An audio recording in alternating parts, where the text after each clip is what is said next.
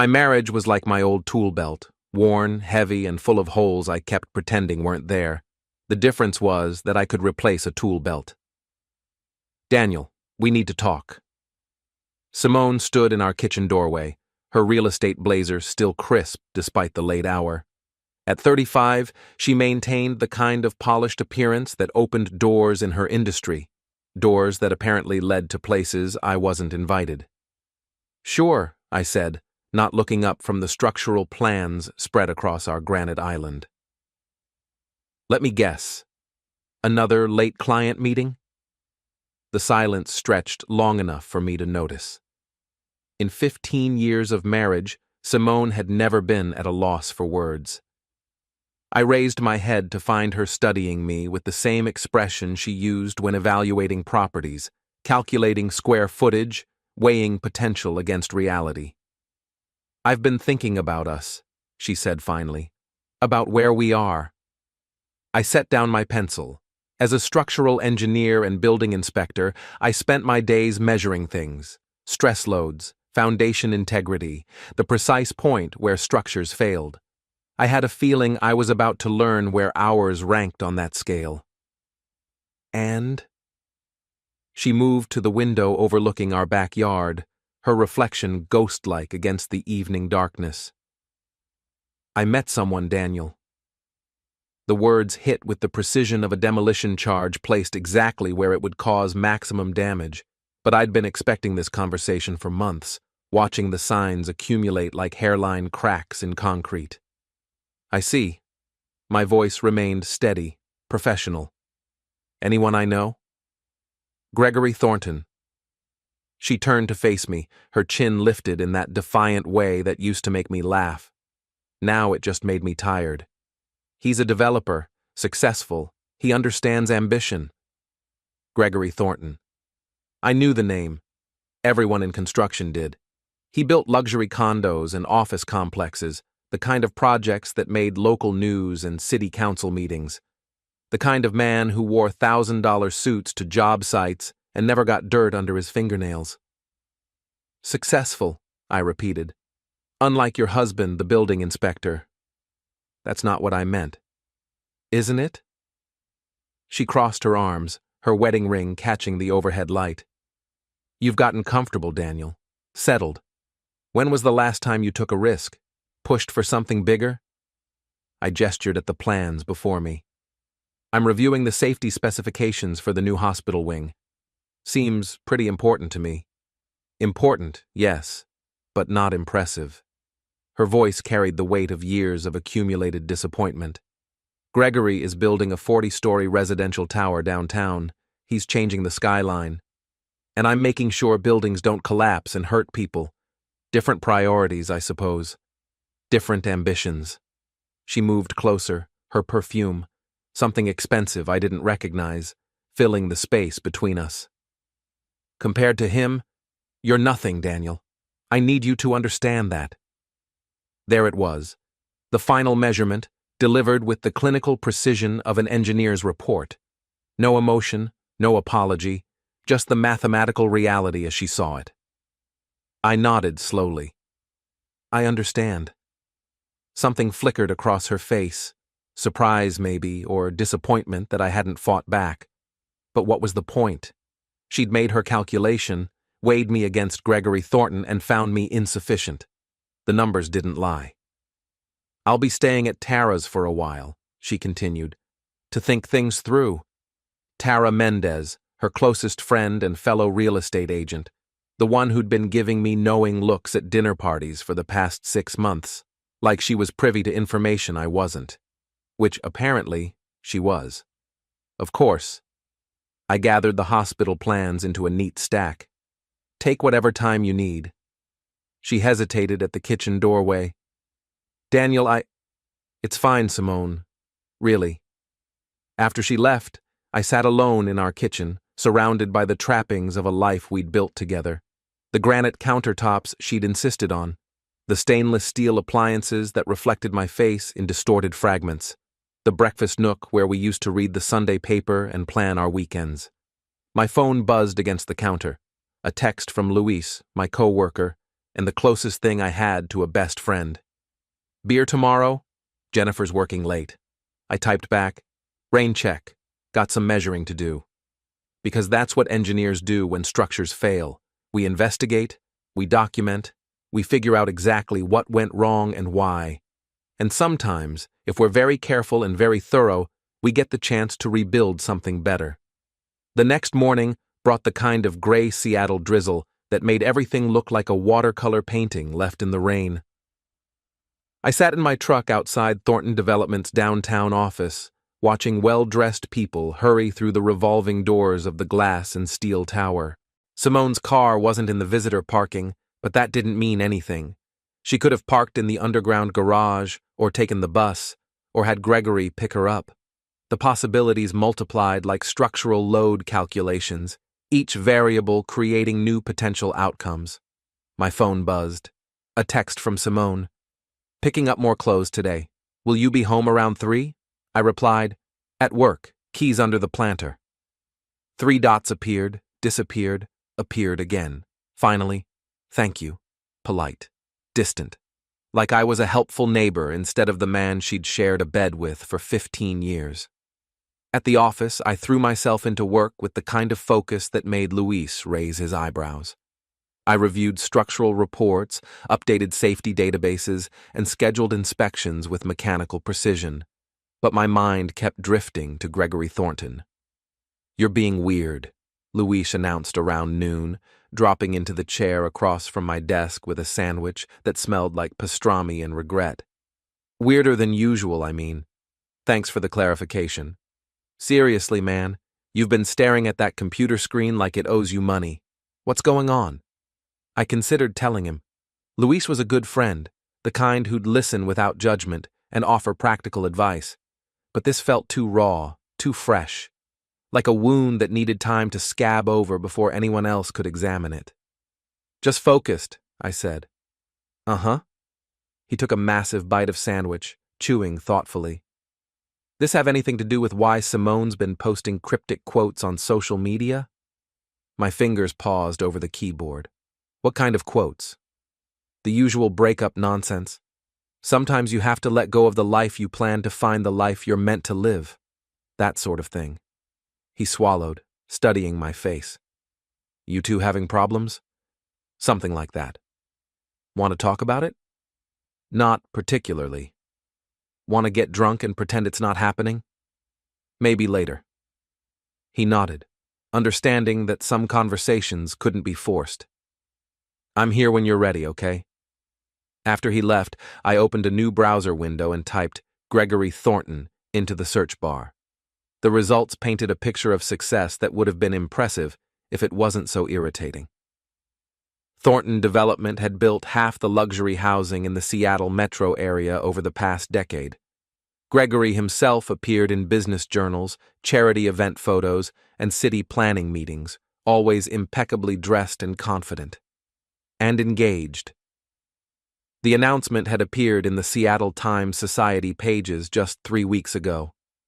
Gregory Thornton and Rebecca Walsh, daughter of prominent attorney Richard Walsh, were planning a June wedding at the family estate in Bellevue.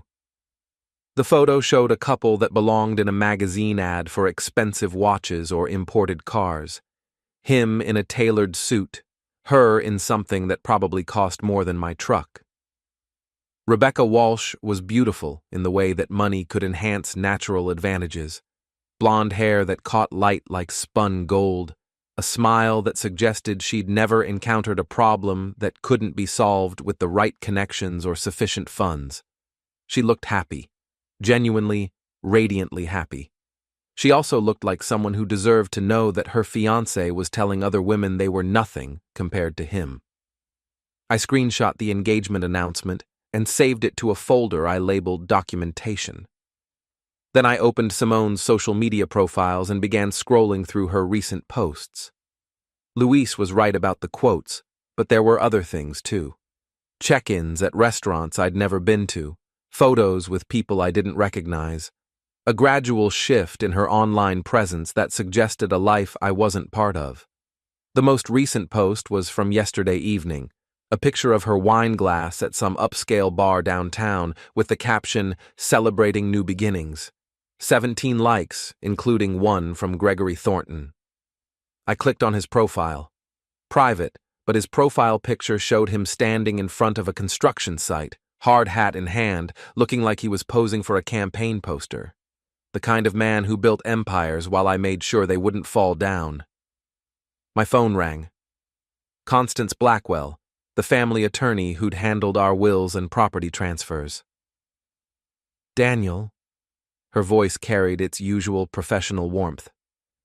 "I hope I'm not interrupting anything important. Just reviewing some reports. What can I do for you?" "Actually, I was calling to see how you're doing. Simone contacted me yesterday about updating some documents. She seemed stressed." Constance had been our lawyer for 8 years, but she'd been my friend longer than that. We'd met in college, dated briefly before realizing we were better suited as friends, and maintained that friendship even after she married and moved to Seattle. She was one of the few people who could read between the lines of legal requests. "We're having some difficulties," I said carefully. "I gathered that. She wants to know about asset division, property rights, that sort of thing. Daniel, if you need someone to talk to..." "I appreciate that, really, but I'm handling things."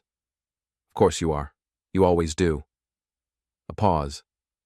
"But if you need legal advice, or just want someone to listen, I'm here." After we hung up, I sat back in my chair and considered my options. I could confront Simone directly, demand explanations and apologies that wouldn't change anything. I could hire a private investigator, gather evidence for a divorce proceeding that would drag on for months. I could accept her assessment of my worth and quietly divide our assets while she built a new life with someone more impressive. Or I could do what engineers do best: analyze the structure, identify the weak points, and apply pressure exactly where it would have the most impact. I opened a new document and began typing. The key to understanding any structure is identifying the load-bearing elements, the parts that hold everything else up. Remove the right support at the right time, and even the most impressive building becomes a pile of expensive rubble. Gregory Thornton's life, I was discovering, had several interesting load-bearing elements. I spent the evening conducting what I generously called research, and what others might have termed stalking. Public records showed his business holdings, real estate transactions, and legal filings. Social media provided glimpses into his personal life, the charity galas, business dinners, and carefully curated moments that projected success and stability. Most importantly, it revealed his relationship with Rebecca Walsh. Their engagement photos told a story of two people who'd found their perfect match. Rebecca gazed at Gregory with the kind of adoration usually reserved for religious experiences or particularly good chocolate. Gregory looked back with the satisfied expression of a man who'd acquired exactly what he'd always wanted. The wedding planning had clearly consumed months of Rebecca's life. Her Instagram account documented every detail: venue visits, dress fittings, cake tastings, flower arrangements. She'd created Pinterest boards with hundreds of pins, each one a piece of the perfect day she was building with meticulous care.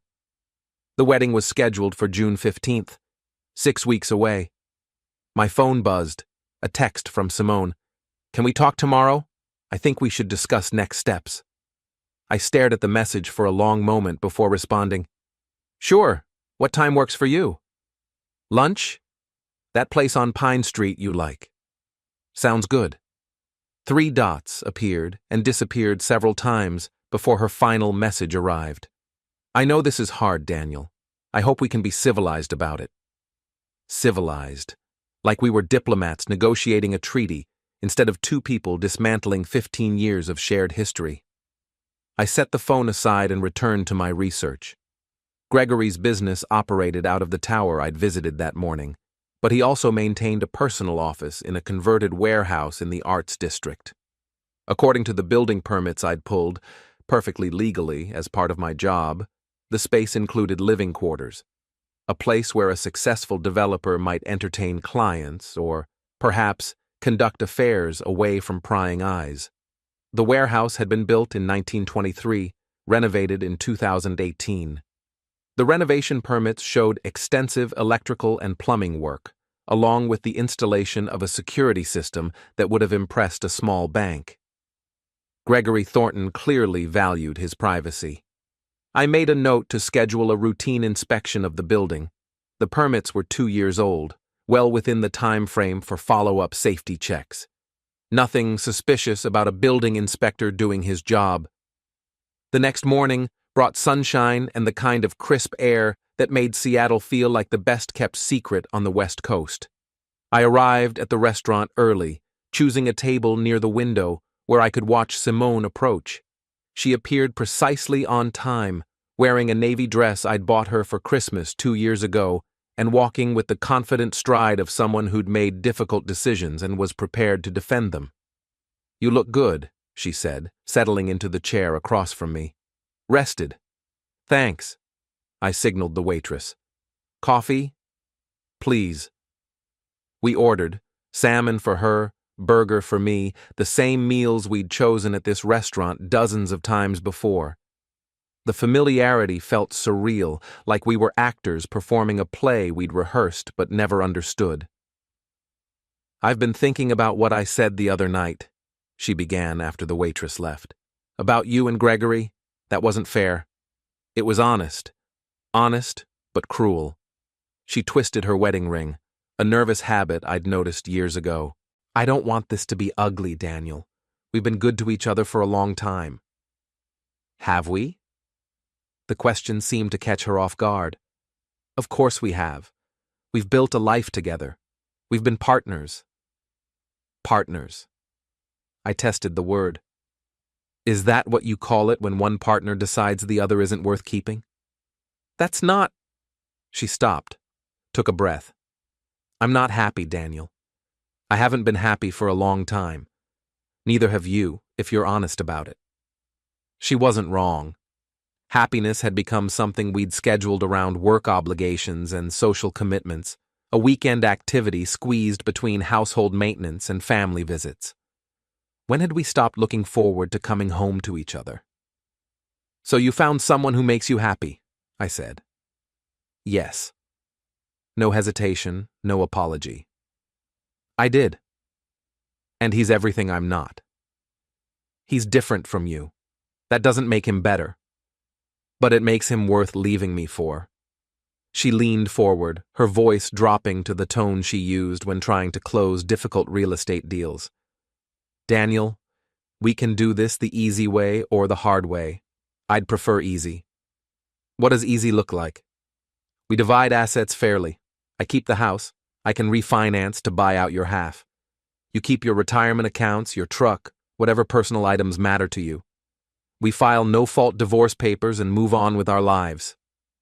"And what does hard look like?" Her jaw tightened. "Lawyers, depositions, fighting over every piece of furniture and photograph, months of making each other miserable while we pay strangers to document our failures." I nodded slowly. "Those do sound like the options." "So? I'll think about it."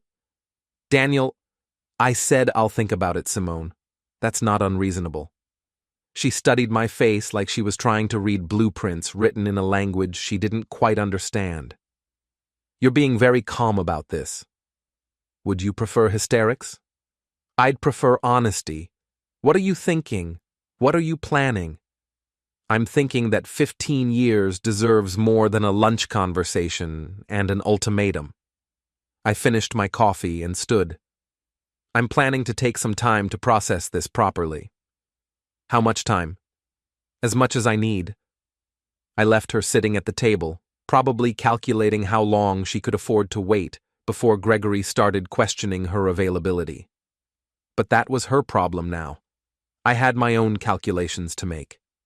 The beautiful thing about being a building inspector is that people expect you to show up unannounced and ask uncomfortable questions. It's literally my job to find problems others have overlooked or hidden. Gregory Thornton's warehouse conversion passed its original inspection, But buildings change over time. Structures settle, systems age, and sometimes new safety concerns arise that require follow-up visits. The fact that I'd scheduled this particular follow-up for a Thursday afternoon when Gregory would likely be at his downtown office was simply efficient time management. The building sat on a quiet street lined with art galleries and boutique shops, its brick facade carefully preserved to maintain the neighborhood's historic character. The renovation had been tasteful and expensive, the kind of project that won architectural awards and appeared in design magazines. I parked across the street and checked my equipment: camera, measuring tools, safety checklist, and a small device Luis had given me as a joke last Christmas, a wireless signal detector designed to locate hidden cameras and recording devices. "For when you think your landlord is spying on you," he'd said, laughing at his own paranoia. I'd never found a use for it until today. The building's main entrance led to Gregory's business offices, but a separate door on the side street accessed the residential portion. According to the plans, the living space included a bedroom, kitchen, and sitting area designed for entertaining. The security system I'd noted in the permits was clearly visible: cameras at each entrance, motion sensors, the works. I knocked on the business entrance first. Professional courtesy, in case Gregory was in. No answer, which I'd expected. The residential entrance was next, and when no one responded there either, I used the override key provided to city inspectors for emergency access. The living space was exactly what I'd expected from a man who built luxury developments for wealthy clients. Exposed brick walls, polished concrete floors, furniture that looked like it belonged in a museum. Everything carefully chosen to project success and sophisticated taste. It also looked recently used. Coffee cups in the sink, newspapers scattered on the table, the faint scent of perfume I recognized but couldn't quite place. I began my inspection systematically, documenting everything with photographs and measurements: electrical outlets, plumbing fixtures, ventilation systems, structural elements, all perfectly up to code, as I'd expected. Gregory might be many things, but he wasn't careless about building safety. The wireless detector remained silent until I reached the bedroom. Then it began chirping softly, indicating the presence of electronic devices beyond the obvious security cameras. I followed the signal to a small table beside the bed, where it intensified near what looked like a decorative lamp. Interesting, but not my concern. I was here to inspect the building's safety features, not investigate Gregory's personal electronics. I was photographing the bedroom's smoke detector when I heard voices outside. A man and woman, their conversation too muffled to understand, but their tone suggesting familiarity. The woman laughed at something the man said, a sound that made my chest tighten with recognition. Through the bedroom window, I watched Gregory Thornton unlock the side entrance. He was dressed casually, jeans and a button-down shirt that probably cost more than most people's monthly rent. The woman behind him wore a red coat I'd bought for Simone's birthday last year. They disappeared into the building below me. I heard the main door close, followed by footsteps and muffled conversation. Then, silence. I finished my inspection quickly, documenting the remaining safety features with professional efficiency. Whatever was happening downstairs wasn't my business. I was just a building inspector doing his job, making sure the structure met current safety codes. But as I prepared to leave, voices drifted up from the sitting area below. The building's old construction meant sound carried between floors, especially when people weren't being careful about volume. "Told him we needed to discuss next steps," Simone was saying. "How did he take it?" Gregory's voice carried the confidence of a man accustomed to getting what he wanted. "Better than expected. He's being very calm about everything. Calm can be dangerous. Emotional people are predictable. Calm people think too much." Simone laughed, but it sounded forced. "You don't know Daniel. He's not the revenge type. He'll process this like an engineering problem, analyze the situation, accept the data, and move on to the next project." "If you say so," But men don't like being replaced, especially by someone obviously superior. Obviously superior. Now, Simone's laugh sounded genuine. Confident much? Realistic. I'm building a 40-story tower downtown while he checks other people's work for code violations. I drive a Porsche. He drives a pickup truck. I'm taking you to Paris next month. He takes you to chain restaurants. The comparison isn't exactly subtle. He's a good man, Gregory, just limited. Limited men can become dangerous when they realize their limitations. I stood frozen at the top of the stairs, my inspection equipment suddenly feeling heavy in my hands. This was the conversation I'd been expecting but hoping to avoid, the moment when I learned exactly how little my wife thought of me and how much her new man understood about power dynamics. Daniel isn't dangerous, Simone said firmly. He's predictable. He'll want to discuss terms, maybe negotiate a few details, but ultimately he'll do what's practical. That's who he is.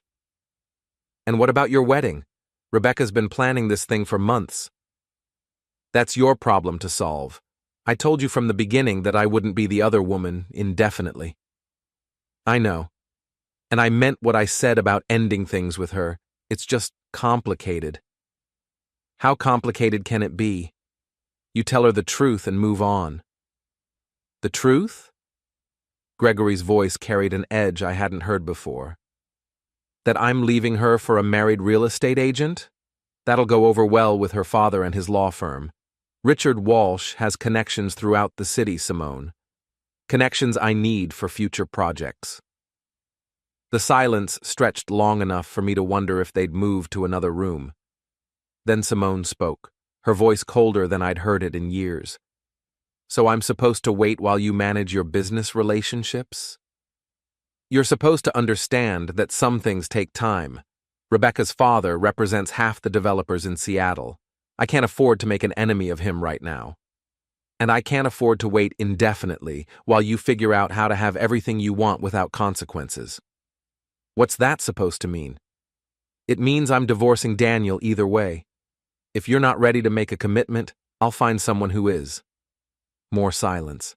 Then Gregory's voice, smoother now, placating. Come here. You know you're the only one I want. Prove it. I'd heard enough, more than enough. I gathered my equipment and headed for the exit, moving as quietly as possible down the back stairs and out through the business entrance. My truck started on the first try, and I drove away without looking back at the building where my wife was demanding proof of love from a man who was calculating the cost of giving it to her. But I'd learned something valuable during my inspection. Gregory Thornton's life had more load-bearing elements than I'd initially realized. His business relationships, his engagement to Rebecca Walsh, his reputation in a city where everyone knew everyone else's business. And now I had a better understanding of exactly where to apply pressure. Engineers live by documentation. Every decision, every measurement, every observation gets recorded because memory fades but data endures. What I'd overheard at Gregory's warehouse was valuable intelligence, but it wouldn't mean much without supporting evidence. That's where modern technology becomes an engineer's best friend. I spent Friday evening researching phone monitoring software with the same methodical approach I used for structural analysis. The internet offered dozens of options, from simple parental controls to sophisticated surveillance systems used by corporations and private investigators. Most required physical access to the target device, but some could be installed remotely if you had the right information. Information like the phone number, email address, and security questions for an account you'd helped set up years ago when your wife first got serious about social media. Simone had always been casual about digital security. She used the same password for everything, our anniversary date followed by her initials, and stored all her login information in a notes app that synced across her devices. I'd helped her set up most of her accounts back when she'd first gotten into real estate and needed a professional online presence. The monitoring software I chose was designed for parents who wanted to keep track of their children's online activities. It could record text messages, track location data, and even capture screenshots of social media conversations. The installation was surprisingly simple, just a matter of logging into her cloud account and downloading the appropriate app. Within an hour, I had access to everything: text messages, call logs, email conversations, social media activity, even her location data from the past several weeks. It painted a picture of a double life that was more extensive than I'd imagined. The affair with Gregory had been going on for 4 months. Their first meeting had been professional. He'd contacted her about selling one of his properties, but the conversations had quickly turned personal. The early messages were flirtatious but careful, the kind of professional boundary crossing that could be explained away if discovered. But as weeks passed, the messages became explicit. Gregory described what he wanted to do to her in language that would have made a romance novelist blush. Simone responded with equal enthusiasm, sharing details about our marriage that made my stomach clench with embarrassment and anger. "Daniel's so predictable," she'd written in one exchange. "Same routine every day, same conversations every night. I feel like I'm married to a piece of furniture." Gregory's response: "Furniture can be replaced, especially when you find something better designed." LOL. "Speaking of design, when do I get to see your place?" "Soon. Rebecca's been asking too many questions about my schedule. Need to be careful." "How much longer are you going to string her along?" "As long as necessary. The wedding's in June. After that, things will be different." "Different how?" "Trust me. Everything will work out." The location data showed regular visits to Gregory's warehouse, lunch meetings at expensive restaurants, and overnight stays at hotels I'd never heard of. She'd built an entire relationship while maintaining the facade of our marriage, lying to my face every day while planning my replacement. But the most damaging evidence wasn't about Simone at all. It was about Gregory. His messages revealed a man who was playing multiple games simultaneously. While promising Simone a future together, he was also texting Rebecca about wedding plans, honeymoon destinations, and the house they were planning to buy in Bellevue. He'd told Simone the engagement was just for show, but his messages to Rebecca suggested genuine affection and commitment. Or maybe he was just a better actor than I'd given him credit for. The most interesting discovery came from Gregory's social media activity. While his public posts projected confidence and success, his private messages told a different story. Thornton Development was facing serious financial pressure. 2 major projects had been delayed by permit issues, and a third had been canceled when the primary investor pulled out. Gregory was leveraging everything he owned to keep the business afloat, including taking loans against Rebecca's family property that would become legally his once they married. I screenshot everything, organizing the evidence into folders labeled by date and type. Text messages, social media posts, financial documents, location data. A comprehensive record of deception that would be devastating in the right hands. The question was, whose hands those should be. I could confront Simone directly, present the evidence and demand explanations that wouldn't change anything. I could take everything to a divorce attorney and use it to negotiate a better settlement. I could sit on the information and wait to see how the situation developed naturally. Or I could share it with someone who had even more to lose than I did. Rebecca Walsh's contact information was easy to find.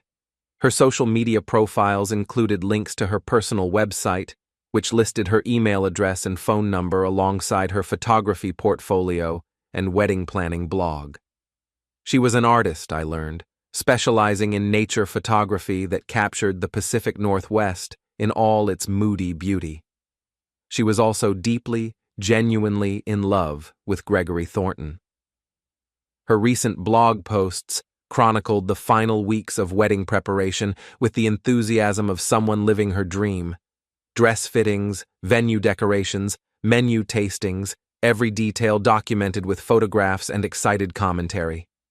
She wrote about Gregory with the kind of adoration usually reserved for fairy tale princes, describing him as her perfect match and the man who makes everything possible. Reading her posts felt like watching someone walk toward a cliff while admiring the scenery. I opened a new email and began typing.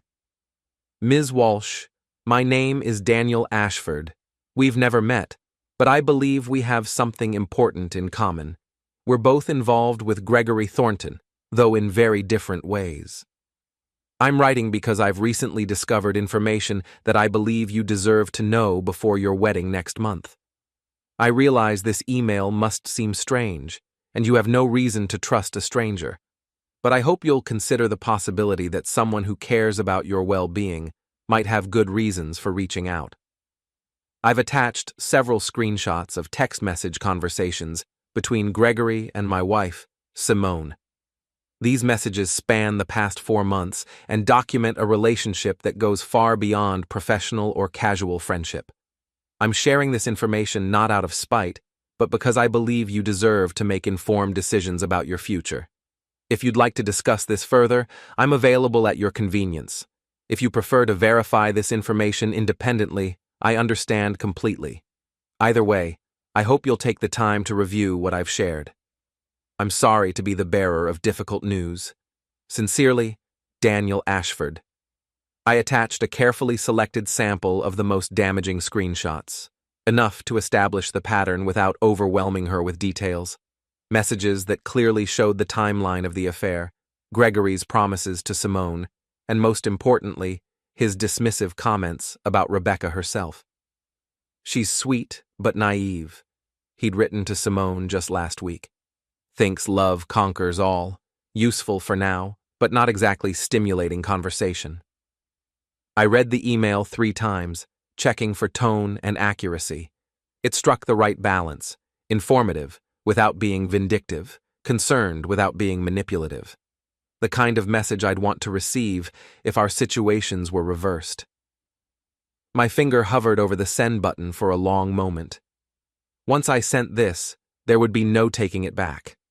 Rebecca's life would change forever, and the ripple effects would reach far beyond just her and Gregory. But she deserved to know. Whatever else happened, she deserved to make her own choices based on accurate information. I clicked send.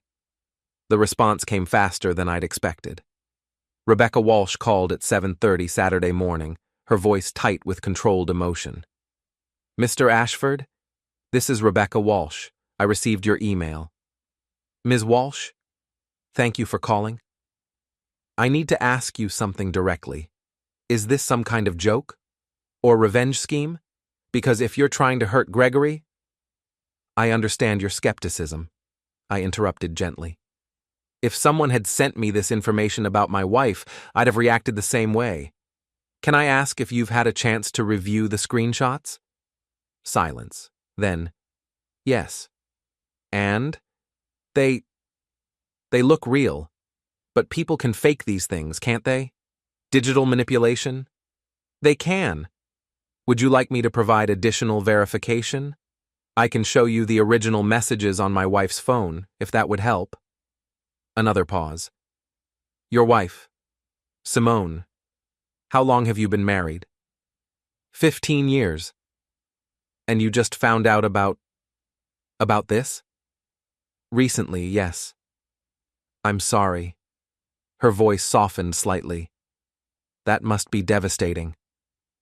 It is, but not as devastating as it would be to marry someone and discover this information afterward. Why are you telling me this? What do you want? It was a fair question, and one I'd been asking myself since sending the email. Honestly, I want my wife to face consequences for her choices. I want Gregory to face consequences for his, but mostly, I want you to have the information you need to make your own decisions. The wedding is in 3 weeks. I know. I'm sorry about the timing. 3 weeks, she repeated, and I could hear her processing the implications. The venue, the catering, the flowers, the guests coming from out of state, my dress. I know this is overwhelming. Do you? Her voice turned sharp. Do you really? Because you're not the one who has to call 200 people and explain why the wedding they've planned to attend is canceled. You're not the one who has to tell your parents that the man they welcomed into the family has been lying to everyone for months. She was right, of course. I was asking her to detonate her own life based on information from a stranger. The fact that the information was true didn't make the request any less devastating. "You're absolutely right," I said. "I'm asking you to consider something horrible based on evidence from someone you don't know. If you want to verify this independently, I understand. If you want to confront Gregory directly, that's your choice. If you want to ignore everything and proceed with the wedding, I won't contact you again. But you think I should cancel? I think you should make whatever decision you can live with long term." "And what decision are you making? About your wife?" "I'm divorcing her." "When?" "As soon as possible." She was quiet for so long I thought she might have hung up. Then, "Can I see the original messages? The ones on her phone?" "Of course. When and where would be convenient?" "Today. This afternoon. I need to know for certain before I do anything irreversible." We arranged to meet at a coffee shop in Bellevue, neutral territory where she'd feel safe meeting a stranger who'd just upended her world. I spent the morning preparing, organizing the evidence into a clear timeline that would be easy to follow and difficult to misinterpret. Simone's phone continued to provide a steady stream of new messages.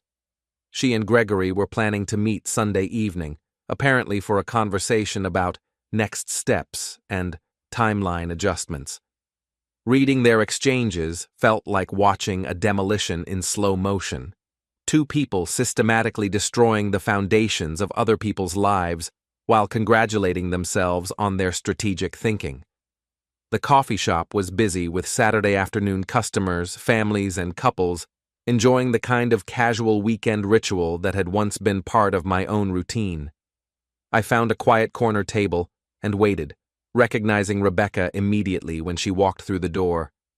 She was smaller than she appeared in photographs, more delicate, with the kind of natural beauty that didn't need enhancement or artifice.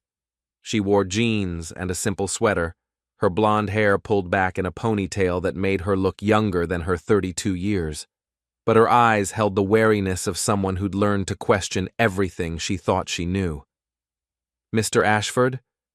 "Daniel, please. Thank you for coming." She sat across from me, her movements careful and controlled. "Show me." I placed Simone's phone on the table between us. I'd already opened the message thread with Gregory, scrolling back to the beginning so she could see the full progression of their relationship. Rebecca read in silence, her expression growing more strained with each exchange. When she reached the messages from the previous week, the ones where Gregory described her as sweet but naive and useful for now, her hands began to shake slightly. "How did you get these?" she asked without looking up. "Monitoring software, installed on her phone through her cloud account." "Is that legal?" "In Washington, yes. Spouses have the right to monitor shared devices and accounts." She continued reading, occasionally scrolling back to reread particularly damaging exchanges.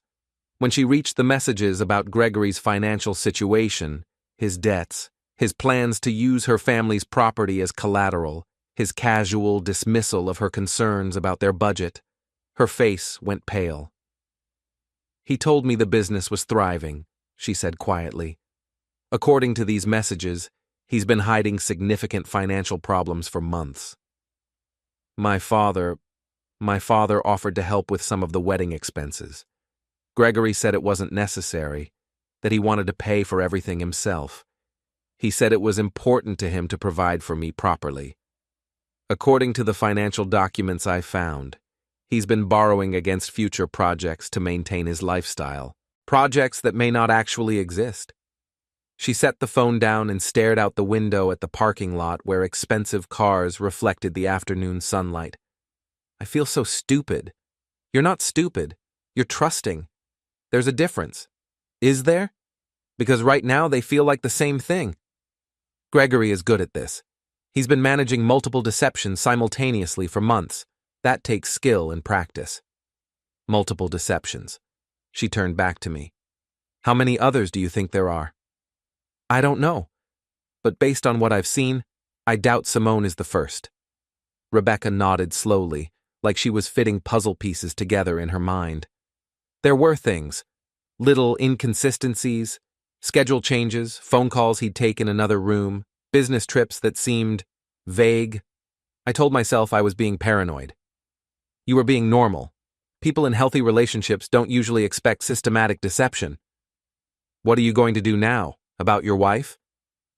File for divorce Monday morning, present this evidence and negotiate the best settlement I can get. And Gregory? That depends on what you decide to do. She picked up the phone again, scrolling through more messages.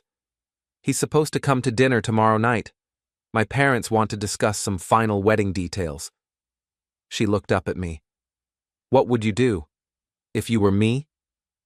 I'd probably want to confront him directly. Get his side of the story, see if there's any explanation that makes sense. But you don't think there is? No, I don't. Neither do I. She handed the phone back to me. Can you send me copies of these screenshots?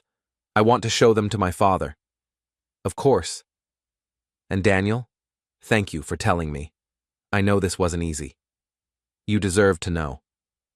She stood to leave, then paused. What happens next? After tomorrow? I don't know. But whatever happens, you'll be making decisions based on the truth instead of lies.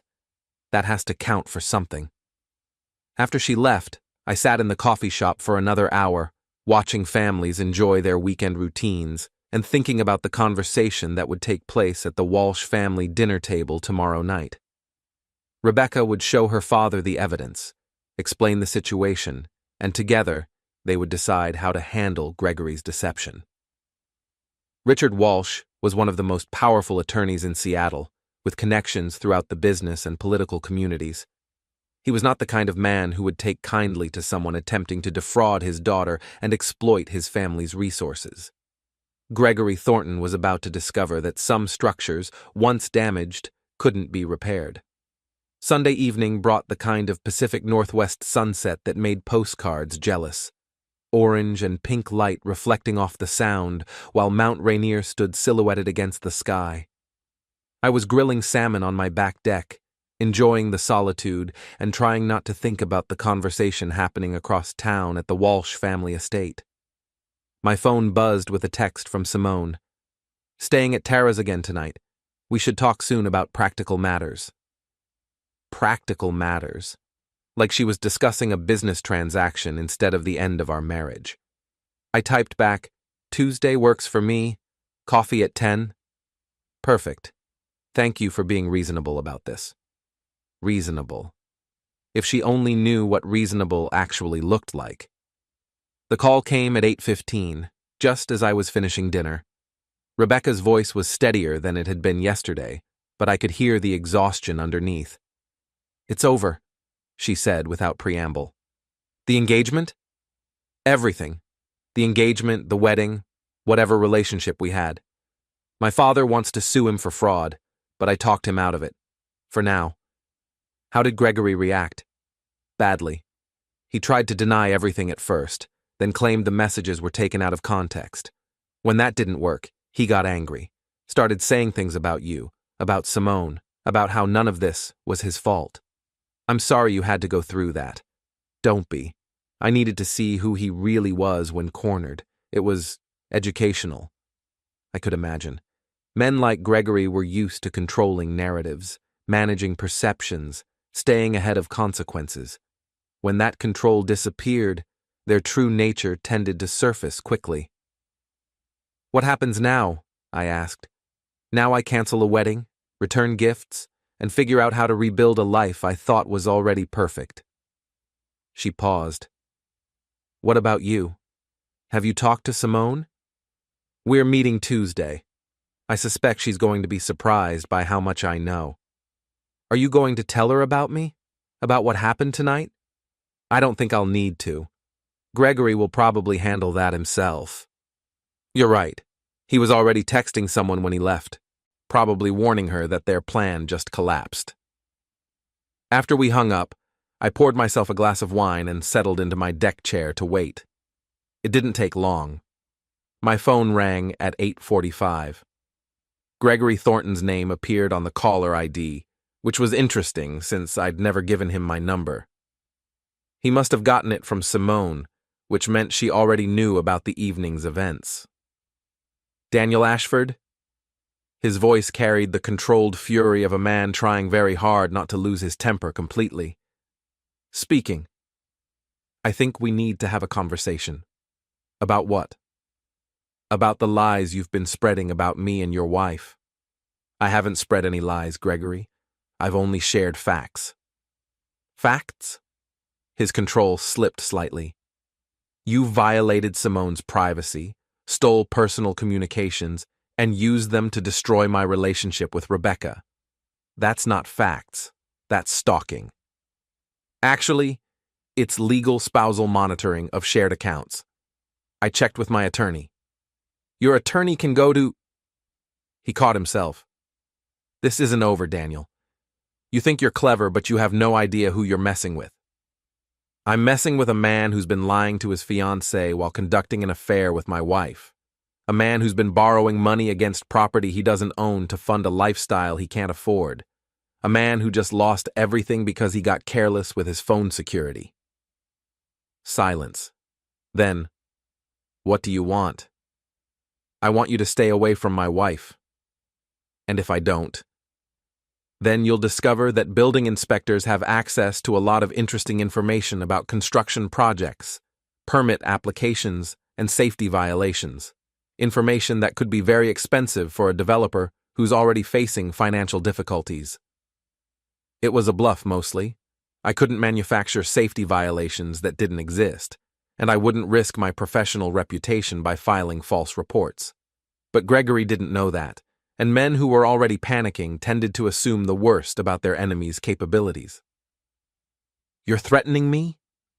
I'm explaining consequences. Actions have them, Gregory. You're about to learn that lesson in detail.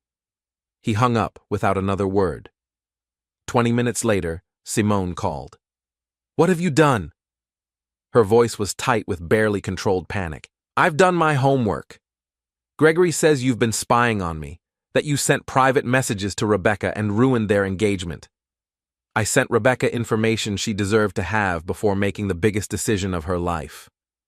Just like I deserved to have information before you made decisions about ours. Daniel, you don't understand.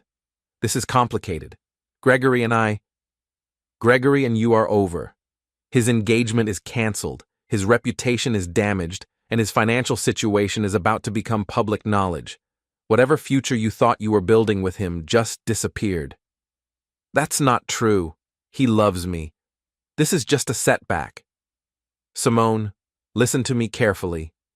Gregory Thornton used you to have an affair while planning to marry someone else for her family's money and connections. He never intended to leave Rebecca. He told you what you wanted to hear while telling her what she wanted to hear. You were a convenience, not a priority. You're lying. I have screenshots of every message you've exchanged for the past 4 months. I know about the warehouse, the hotel meetings, the promises he made to you, and the promises he made to her. I know about his financial problems and his plans to use Rebecca's family property as collateral for loans. I know everything, Simone. The silence stretched so long I thought she might have hung up. Then, how? Monitoring software on your phone, installed through your cloud account. That's illegal. No, it's not. Spouses have the right to monitor shared devices and accounts in Washington state. I checked. I can't believe you would violate my privacy like that. I can't believe you would violate our marriage like you did. But here we are. What do you want, Daniel? What's this really about? It's about consequences, Simone. For 4 months, you've been lying to me every day while planning my replacement. You've been sharing intimate details of our marriage with another man, mocking me to someone who was using you for entertainment while planning to marry someone else. You've been building a fantasy future with a man who saw you as a temporary diversion. That's not. It is. And now that fantasy is over, and you're going to have to face reality. Gregory is done with you. His engagement is canceled. His business is in trouble, and he's going to be focused on damage control for the foreseeable future. Whatever promises he made about your future together are worthless. You don't know that. I know that desperate men make desperate choices, and right now Gregory Thornton is very desperate. So what happens now? Now you decide whether you want to handle our divorce amicably or whether you want me to present all of this evidence to a judge and let them decide how to divide our assets. You would do that? Humiliate me publicly? Simone, you humiliated yourself. I'm just deciding whether to document it legally. She was crying now, the kind of helpless sobs that came when someone realized their carefully constructed plans had collapsed completely. I never meant for this to happen, she said. Yes, you did. You meant for all of this to happen. You just thought you could control the timing and the consequences. What if I ended things with Gregory? What if we tried to work things out? It's too late for that. Daniel, please, we've been together for 15 years. That has to count for something. It does count for something. It counts for a fair division of assets and a respectful divorce process. But it doesn't count for forgiveness or reconciliation. Not after this. I made a mistake. You made a choice. 4 months of choices. Every text message, every secret meeting, every lie you told me was a choice. And now you get to live with the consequences of those choices. After she hung up, I sat on my deck and watched the last of the sunset fade into darkness. Somewhere across town, Gregory Thornton was probably calculating how much this disaster would cost him. Somewhere else, Rebecca Walsh was beginning the process of canceling a wedding and rebuilding a life. And somewhere in between, Simone was learning that actions really did have consequences, even when you thought you were smart enough to avoid them. Tuesday's conversation was going to be very different from what she was expecting. Tuesday morning brought the kind of gray drizzle that made Seattle feel like the inside of a cloud. I arrived at the coffee shop early, claiming the same corner table where I'd met Rebecca just 3 days ago. It felt like months had passed since then. Simone appeared precisely on time, but she looked like she hadn't slept in days. Her usually perfect makeup couldn't quite hide the dark circles under her eyes, and her hands shook slightly as she ordered coffee from the barista. "You look tired," I said as she sat down across from me. "I wonder why." Her voice carried an edge I'd rarely heard before. "Gregory's been calling constantly. He's convinced you're going to try to destroy his business." "His business is destroying itself. I'm just documenting the process." "Daniel, we need to talk about what you want. What it's going to take to make this go away quietly." I studied her face, noting the careful way she'd phrased the question. "Make what go away?" "The evidence, the screenshots, whatever else you think you have." "I don't think I have anything, Simone. I know exactly what I have. 4 months of documentation showing systematic deception, financial fraud, and adultery. Evidence that would be very interesting to a divorce judge." "What do you want?" she repeated. "I want honesty, for once." "About what?" "About how long this has really been going on. About whether Gregory was the first or just the most recent. About what you actually thought was going to happen when all of this came out." She wrapped her hands around her coffee cup like she was trying to absorb its warmth. "It wasn't supposed to come out. We were careful." "You were careless. You used shared accounts, predictable passwords, and discussed your affair in text messages. That's not careful. That's arrogant. We thought we had time. Gregory was going to handle things with Rebecca gradually, after the wedding." "After the wedding?" I leaned forward. "He was planning to marry her and then divorce her?" "It's complicated." "No, it's not. It's fraud. He was going to marry Rebecca for her family's money and connections, then divorce her once he'd secured what he needed. Meanwhile, you were going to divorce me and wait for him to become available." "That's not how he explained it." "How did he explain it?" "He said the engagement was a business arrangement, that Rebecca's father had invested in several of his projects, and the marriage was part of securing future funding. He said it was temporary, just until he could establish enough financial independence to be with who he really wanted. And you believed that? I wanted to believe it. Even though he was telling Rebecca he loved her? Even though he was planning a honeymoon and talking about buying a house together? Simone's face crumpled. How do you know about that? Because I have access to all of your communications, remember? Including the messages where you asked him about those things, and he told you not to worry about them. He said he had to maintain appearances. He was maintaining 2 relationships, Simone. You weren't his escape plan from Rebecca. You were his entertainment while he planned a future with her. That's not true. Then why did he get so angry when the engagement was canceled? If it was just a business arrangement, why didn't he seem relieved to be free? She didn't answer, but her expression told me she'd already figured out the truth. Gregory had been playing both sides, keeping his options open while committing to neither. When his engagement collapsed, he'd lost his primary plan and was left with what he'd always considered a secondary option. What did he say when you talked to him yesterday? I asked. He said this was temporary, that he'd find a way to fix things with Rebecca, smooth things over with her father. He said we just needed to be patient. And you believed him? I didn't have a choice. Without Gregory, she trailed off, realizing what she'd almost admitted. Without Gregory, you'd be a divorced real estate agent starting over at 35. Is that what you were trying to avoid? You make it sound so calculating. Wasn't it? You evaluated your options, decided I wasn't sufficient for your long-term goals, and began planning an upgrade. The only thing you miscalculated was Gregory's actual intentions. I loved him. The words came out as a whisper. Maybe you did. But he didn't love you. He loved what you represented: validation, excitement, the thrill of getting away with something risky. But when the risk became real, when there were actual consequences, he chose self-preservation over whatever he felt for you. How can you be so calm about this?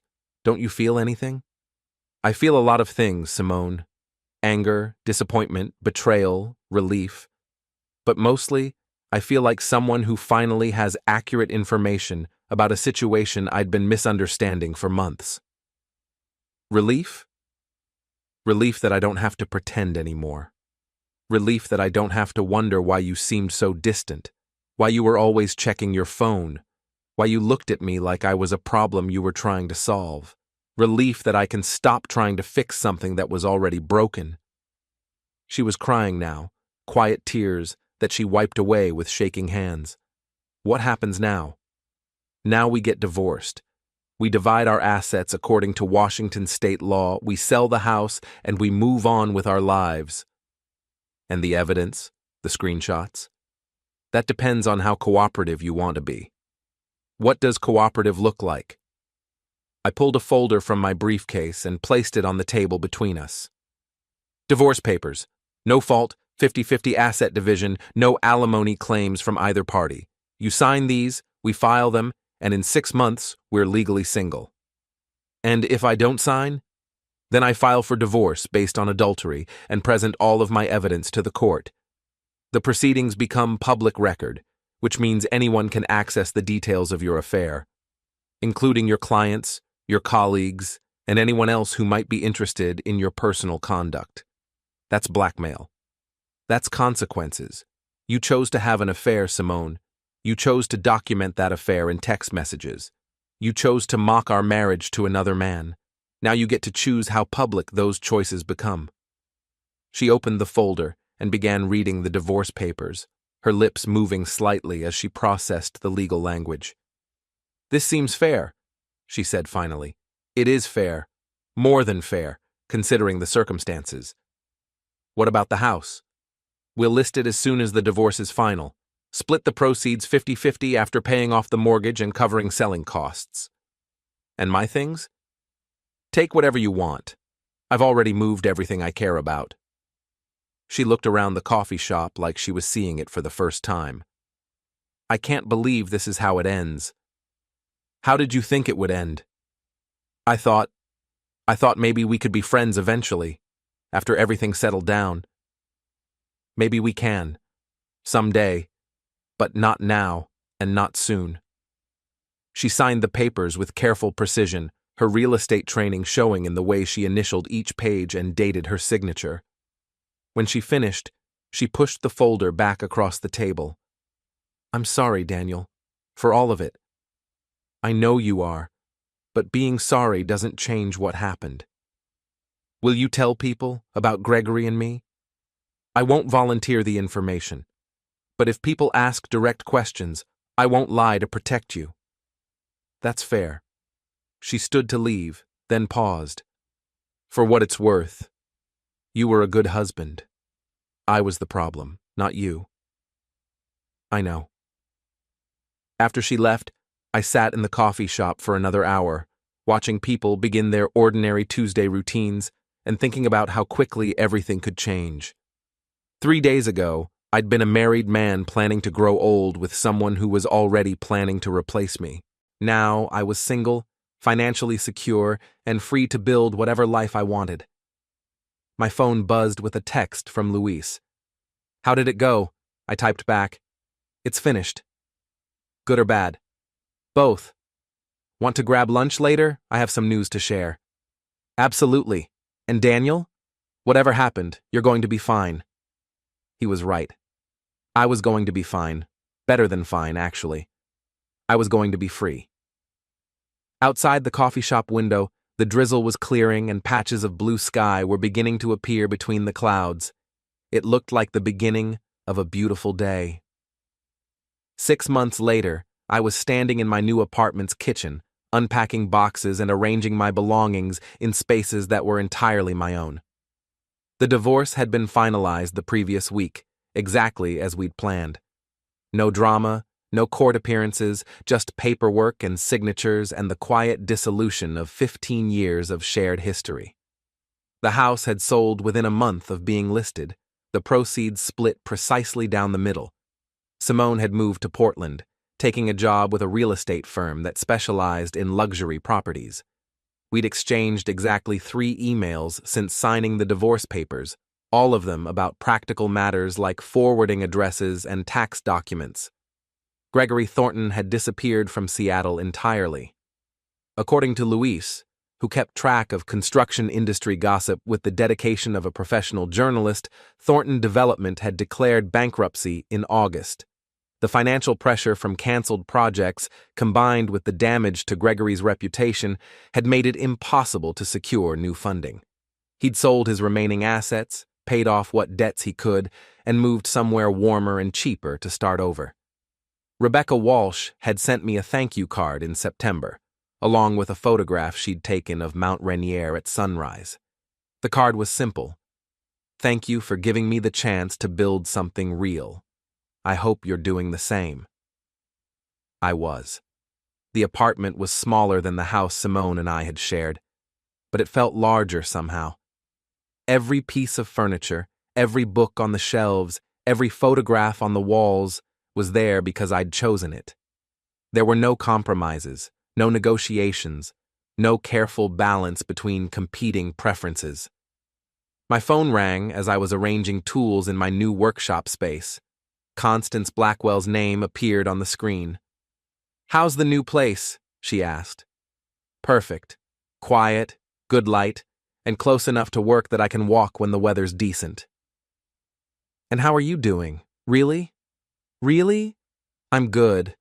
Better than I've been in years. I'm glad. You deserve happiness, Daniel. I'm working on it. Good. Because I have someone I'd like you to meet. A friend of mine who's recently single and looking to expand her social circle. She's smart, funny, and has excellent taste in restaurants. Constance. Just coffee. No pressure, no expectations. Just 2 interesting people having a conversation. I considered it. 6 months ago, the idea of dating would have seemed impossible. But 6 months ago, I'd been a different person. Someone who accepted other people's assessments of his worth instead of making his own calculations. What's her name? Sarah. She's a photographer, specializes in architectural subjects. I thought you might have things to talk about. Send me her number. I'll think about it. That's all I ask. After we hung up, I returned to unpacking, thinking about the strange mathematics of relationships. How love could be measured in shared silences and morning coffee routines. How betrayal could be quantified in text messages and secret meetings. How recovery could be calculated in small daily choices and quiet moments of contentment. Simone had been wrong about my worth. I wasn't nothing compared to Gregory Thornton or anyone else. I was exactly what I'd always been, a man who built things carefully, measured twice, and took pride in work that would last. The difference was that now I was building a life for an audience of one, and for the first time in years, that felt like more than enough. Outside my new windows, the Seattle skyline stretched toward Elliott Bay, a collection of structures built by people who understood that the strongest foundations were the ones you couldn't see. I was looking forward to exploring this city as a single man, to discovering what I'd been missing while focused on maintaining something that was already broken. My phone buzzed with a text from an unknown number. "Hi Daniel, this is Sarah. Constance gave me your number and said you might be interested in coffee sometime. No pressure, but I'm free this weekend if you'd like to meet." I looked at the message for a long moment, then typed back, "I'd like that. Saturday afternoon work for you?" "Perfect. I know a great place in Fremont. Looking forward to it." I set the phone aside and returned to unpacking, smiling at the possibilities that stretched ahead like blueprints for a building I hadn't designed yet.